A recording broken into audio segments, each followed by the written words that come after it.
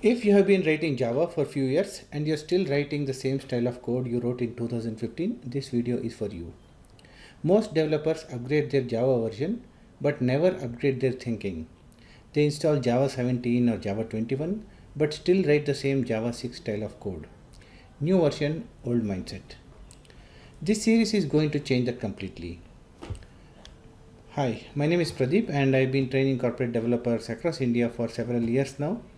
What I see repeatedly in the corporate teams is this: developers know Java, but they're not writing modern Java, right? And the gap is exactly what this series addresses. So, what is modern Java? Modern Java means different things for different people, right? Just means using the latest language features like lambda functions, records, pattern matching, and for others, it means writing clean, expressive, and maintainable code. But here is the most important thing I want you to take away from this video. Modern Java is not about Java version, it is about the mindset. You can write pre-Java 8 style code even in Java 21, and you can write truly modern expressive Java even if your project is stuck in Java 8. It is a conceptual shift and not a mere version upgrade. Now let us try to understand why Java had to evolve in the first place. In the early days, Java was designed for explicitness. Everything had to be declared, everything had to be spelled out. The language leaned heavily towards verbosity, and at that time, that was actually a strength. It made Java easy to read and understand for larger teams. But over time, three things changed. Hardware got significantly more powerful, JVMs became more sophisticated, and compilers got smarter. They could now infer a lot more information about your code that developers were previously writing manually, right? And it created a lot of boilerplate code. So the question became, if the compiler already knows the type, why are you writing it? If the compiler can figure out what you mean, why are you spelling it out explicitly?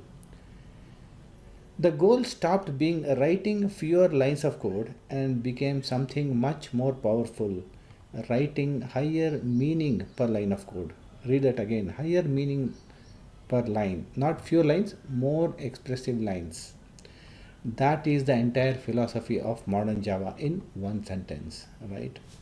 So let me give you a simple way to think about this. Traditionally, Java said, be explicit about everything: the data type, the return types, declare every type, write every loop, manage every statement manually, right? Modern Java says, express your intent clearly, tell the code what you want to achieve, not how to achieve it. It is more of, this is a shift from imperative to declarative programming.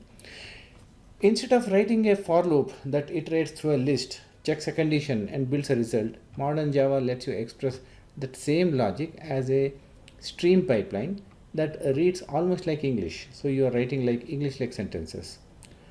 The code stops looking like instructions to a machine, it starts looking like a description of a workflow that you intend to express. And here is why that matters in the real world. Expressive code reduces cognitive load, right? Very, very important. When a new developer joins your team and reads through your code, they should immediately understand the intent, not spend 20 minutes tracing through the loops and conditions, right? This is something I directly see in the corporate teams. The teams writing modern Java spend significantly less time in code reviews, less time onboarding new developers, and less time debugging.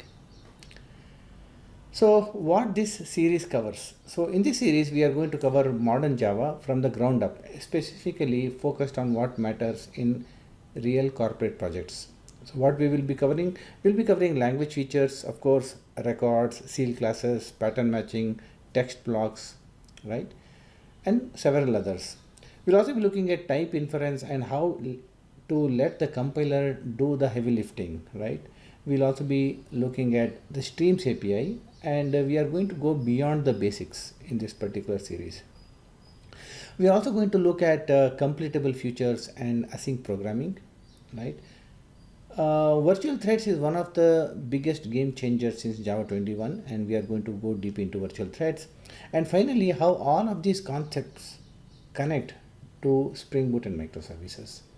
Every video will be practical, real world examples. This kind of code you write in actual corporate projects, not just a toy example, right? If you are a Java developer who wants to write code that your team respects, that is easier to maintain, and that makes you stand out in interviews and in your project, subscribe to this channel and follow this series from the beginning. Every video builds on the previous one. This is a structured curriculum, not random tutorials. I will see you in the next video where we start with the first and most fundamental shift in modern Java,